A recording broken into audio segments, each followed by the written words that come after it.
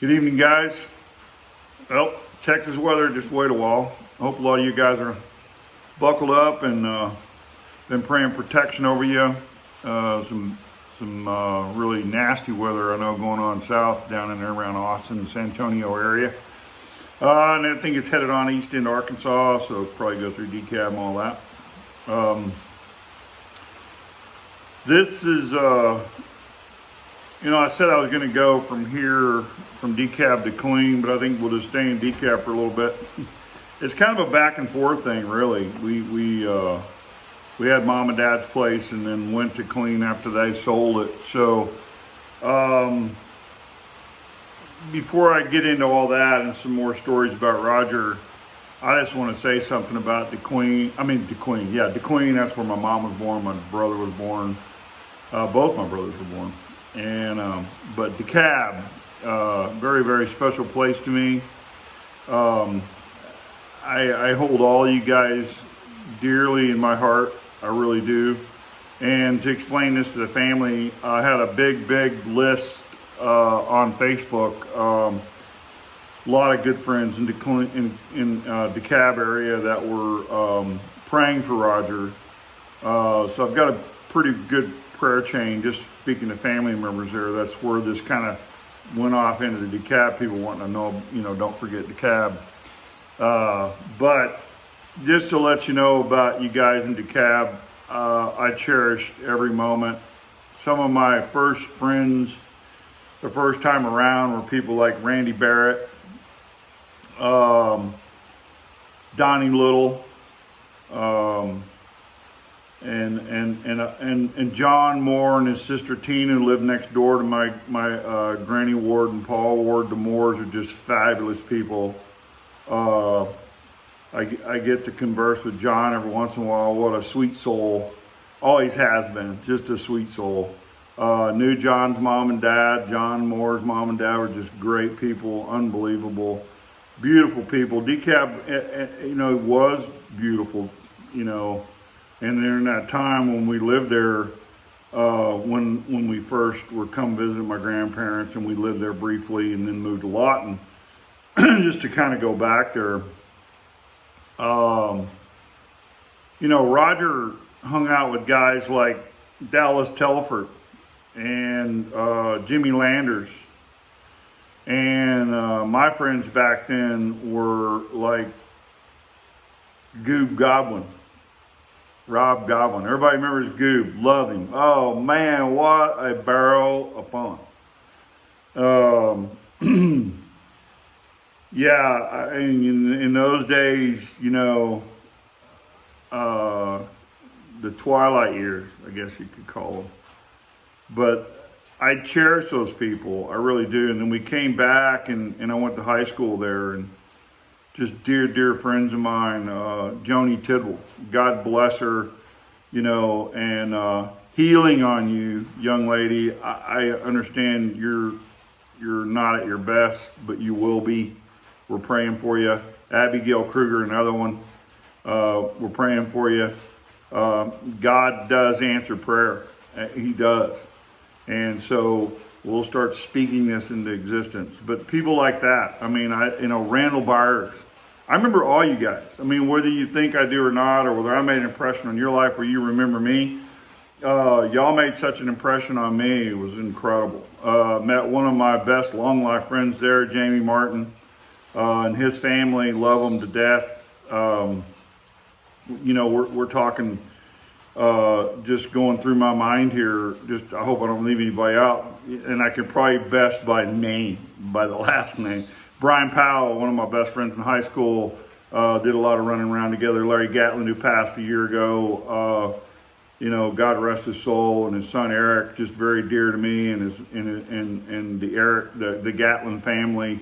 I used to joke around a lot.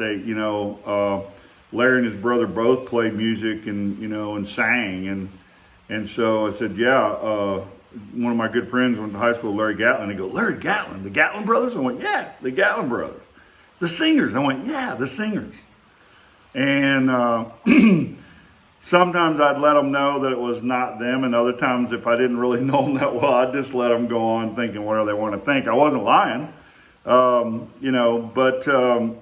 People like that and things like that going on, just they impact your life like that. Like I said, I don't want to leave anybody out. Mickey Morris and Jeff. When I first moved there, we'd go to their house and play. I can't remember what we played, canasta or something like that, with his parents, and we had a blast. Just going and playing cards. You didn't get on your video and look at TV very much. People were interactive. I miss that. I miss it dearly. We got to where with our friends, we get together and we play dominoes now, just straight up dominoes. John Flannery, no, you can't play. No. One, we don't play for money, and two, we like to win every once in a while. John Flannery's another one. Love you, John. Your beautiful wife, your family. What a great family that's come through that. And John, one of the funniest guys, even in high school, one of the funniest guys of all time. I know people not so necessarily by their married name now, but by their names back then. Rhonda Flannery, dear to my heart. Loved all you guys. There was one I was just thinking of that, Chrissy Elkins. That's what I call her. I always will. So love all you guys, and just Ernie. The Eubanks. I'll remember Ernie's name in a minute. Sorry, Ernie. But Bobo Harmon, man, Johnny Goins. We're talking just great people. Now, this is my life there, and Roger came in and shared with all that, so I don't want to get away from that. I just wanted to give a shout out to all you guys and let you know that the Smiths, Starkey and Stacy and all those guys, and just dear to my heart. Brother Johnny was the first Baptist preacher there in DeKalb that I knew. Roger knew him. Johnny Jackson, and Paul Jackson was instrumental in having. There was a revival at the First Baptist Church where I was saved, and he was instrumental in that. But anyway, I could go on and on about this, and this is not about me, it's about that. But I had to give a kudos out to DeKalb, and I really don't want to get away from there right now because we haven't quite gone to Killeen yet. Anyway, so back to my brother Roger, growing up with Roger. We started working for Lloyd Pope. There's another one, Pope's, man. Deanna, Pope, Rowdy, touched base with them. Right now, my old people, your older sister, who I love dearly for whatever reason, because I'm somewhere else mentally. I'll get your name here in a minute. But what a singer she was. Oh my gosh. And it's not, I don't want to diminish you, but not your name not coming up. But I am 64, so I have these brain moments. But those times you just can't go and just throw them away. And I like to reminisce about them. But Roger working for Lloyd, oh my gosh. I remember one instance we went out, and Roger's always a storyteller. Runs in our family. But Roger was driving an old Cadillac, 61 Cadillac. And we had left the job, and for all of us to go eat at the same place, we all piled in the Cadillac, Lloyd Pope and everybody that was working with us at the time. So we're traveling out to the dairy. And I think it's the Woods Dairy. Anyway, we got to the dairy. There's another big name, the Woods, Blackburn. I'll keep popping in my mind. But anyway, we go out there and we're headed out because they had this restaurant there that was the best home cooking you could ever get. Oh my goodness. Matter of fact, they had homemade pies that were, I think it was the first time in my life someone looked at me after eating out there a month and went, man, you're getting fat. And I'd never been fat a day in my life. But it was such good cooking. But there's those crossroads, and I can't remember the name of them right now, where you go out there, and 259 crossed over the road that runs through DeKalb. So we're coming there, and we're going through the crossroads to go over the dairy. And Roger's telling this story. And we're all just kind of, listening to it kind of in a daze. And he takes off, and he turns around, and he's looking behind us, telling us, looking at us in the face. And all of a sudden, Lloyd goes, "Stop!"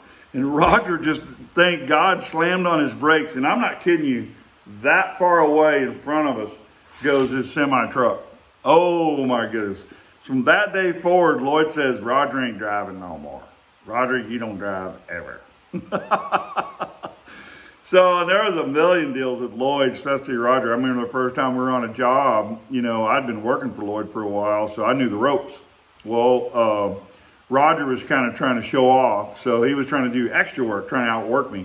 Well, since Roger came on board, I worked my way off the ground up onto the scaffolds, and I was hand feeding him stuff. Because I tell you what, when you hand feeded Lloyd Pope brick, there's no one. I mean, I know there's some great bricklayers in the Pines and that thing, but I didn't get the opportunity to work with those people, fine people. I'm not trying to put them down, but when you're keeping his mud going and handing Lloyd Pope brick, I don't think anybody in the world can keep up with it, man. The man was just phenomenal. But anyway, so we're at the first job, and Roger's on the job with me, and I'm up top, and it was one of those situations. It's hotter, you know what, and that's one thing Lloyd taught me is he had old boards because you didn't want to spend any money, so you didn't want to buy these new scaffold boards, so he had old ones. And so you didn't overweight them, or they'd fold, and start to give, and they'd crack. And if they cracked, well, that's $20 out of his pocket. He's got to go buy a new one, and he didn't ever want to do that. So anyway, Roger's stocking the scaffolding, and I'm handing Lloyd stuff, and I'm kind of having to tell him what to do. And here's a little brother, or younger brother now, because I grew him like 5 to 1, telling older brother what to do, and he didn't like that. And, I can't help that. I mean, it wasn't my fault. I was there first, and I knew more. So knowledge is power, as they say. So we're sitting there. I mean, not sitting. We're standing there. I'm handing brick, and there's mud, and I'm yelling because Lloyd looks at me and taps the board like that. Instead of him yelling it, I'm yelling it. Mud. Hello, brick. So if you run out, that's what they say. Hello. All kinds of stuff like that. I mean, these lingo deals are just killer. But anyway, Roger's hustling his butt off. Roger's probably the hardest worker I ever met, been around in my life outside of my dad. And so there was just nonstop. You just kick butt, take names. And so Roger's stocking it, and he's trying to get ahead and impress Lloyd where he can sit back and talk for a minute, because he's like me, he's got to talk. I mean, if he can't talk, he's going to die. So it's almost like you're holding your breath when you have the gift of the gab. If you hold your breath too long, you're going to pass out. So Roger's at that state where he needed to say something. So he backs off, and right in the middle of it, I look over, and I'm not kidding you, the boards are swayed this much. Oh, get up there in the camera. And it was just, and they're about to break. And I told him, I said, Roger, you can't stack it like that. I said, you've got to, you can't do this. Well, I ain't taking them down. So I just knocked them down. I said, it's going to break these boards. I said, if you ain't going to take them down, I'm fixing to help you. So I just knocked them down. Well, heat was on, man. So he comes up, I'm 6'6" now, but at the time I think I was about 6'3", maybe 6'4". And I'm up above him. And he comes and just gets in my face and telling me how the cow eats the cabbage. And that I'm a no account, blah, blah, blah. Roger had a tendency to do that. He'd fly off the handle every once in a while. And I took it about as long as I was going to take it. And he went around the corner, came back, and started hammering on me again. I said, look, these bricks need to get up here. And he told me, you get your, up here. You get your butt down here and pick them up. You don't want to knock them off. And so I leaned over with a trowel like this. And he jumped up and got in my face. And I don't do it a lot. I mean, it takes a lot to push my button, but he pushed it. And man, I backhanded him like you wouldn't believe. He's got a Haydot block head. I mean, you can't hurt his head. You just can't. I'm sorry. There's another fight I'll tell you we got into. We got in Killeen. Anyway, and that one lasted 2.5 hours. This one, they were grown men now, and not kids fighting. This is like fighting. So when I did that, I know him, and his head like weebles wobble, but they don't fall down. He just went boom and came right back up, and he started like he was going to come up on the scaffolds on me. So I just dove off on him. Well, he's quick as a cat, and when I dove off on him, he popped me right in the eye. I mean, popped me.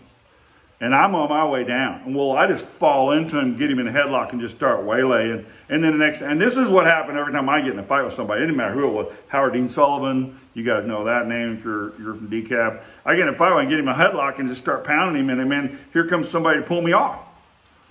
And I never was really angry. I didn't get angry.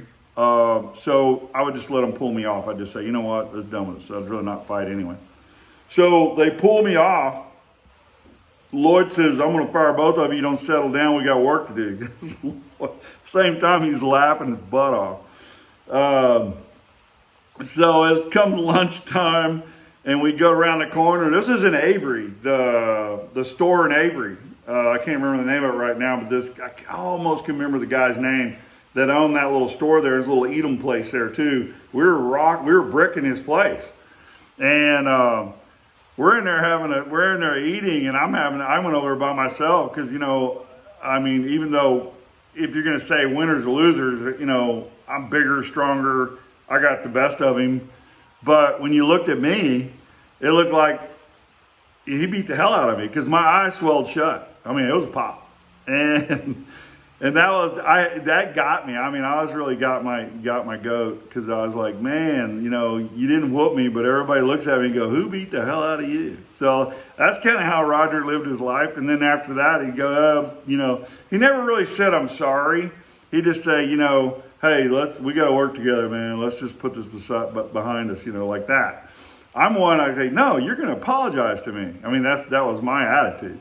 And because I didn't start this crap, you did. And if you're going to start it, I'm going to finish it. That's just kind of how I live my life. You start it, I'll finish it. So, there was a lot of those like that. I mean, just back and forth. And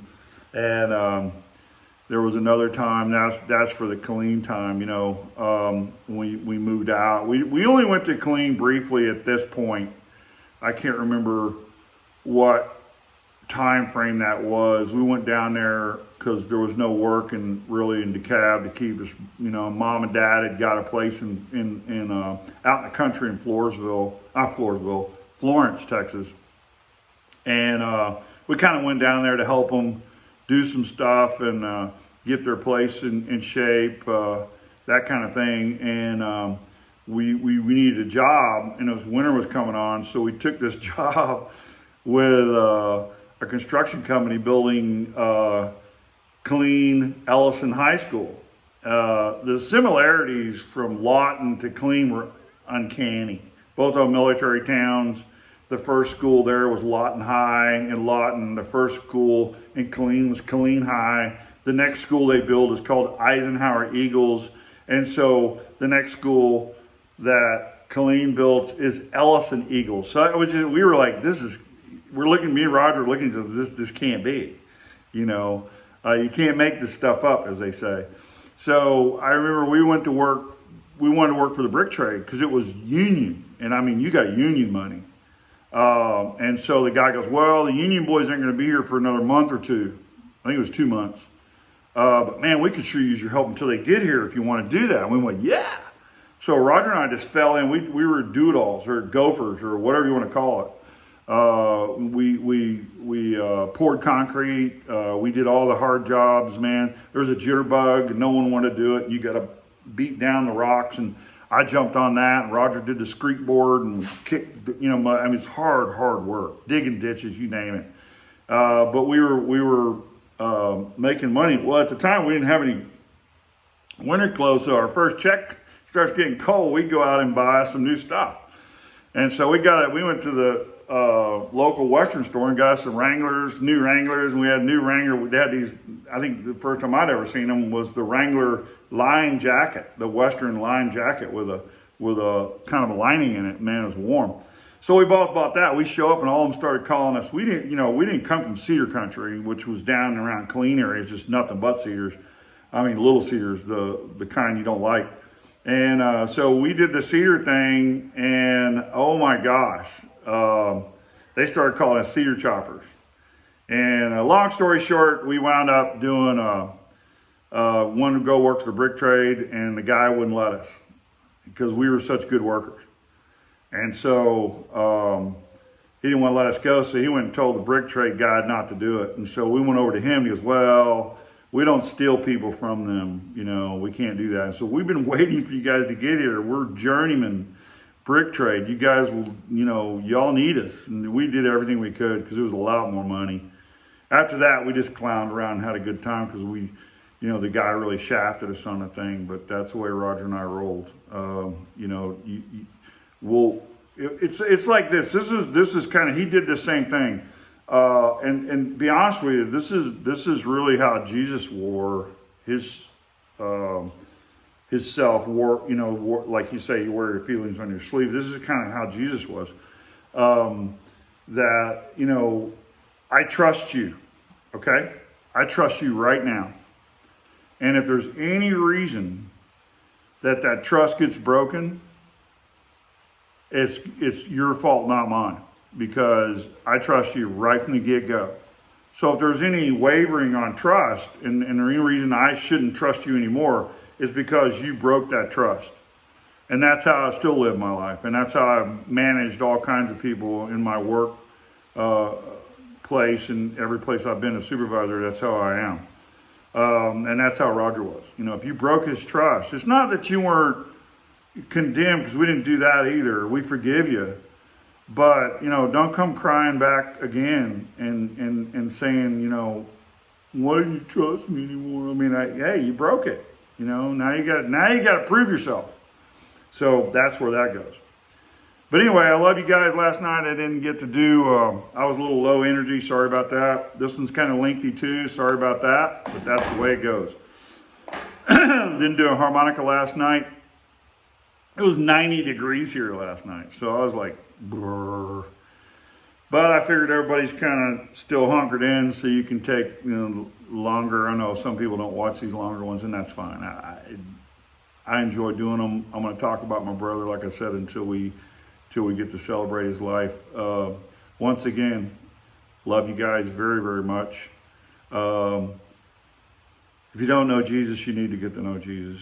I mean, you do. All you got to do is ask. Just call out, and I'm telling you, there is one door that you need to open. It says knock, and the door shall be open for you.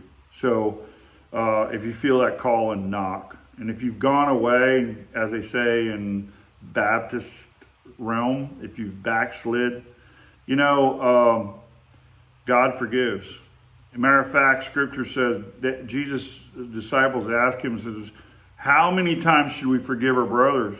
And they're talking about brothers in Christ and your brothers too, but how many times should we forgive somebody? And he said 70 times 7. And if you do the math, it's a gob. I mean, I started to do the math. The Holy Spirit said, stop. If you have to see how many times that is, then you're missing the point. The point is you forgive them before they even ask you for forgiveness, and you keep forgiving them. No matter what. That's the way it works, guys. So, love you guys so much. Like I said, I love people, love Jesus. I'm going to just play a little melody again. I don't have another song. I mean, I could play one of the old ones again, but, I don't want to get repetitious. So, just a short little riff, okay? Whoop, wrong way.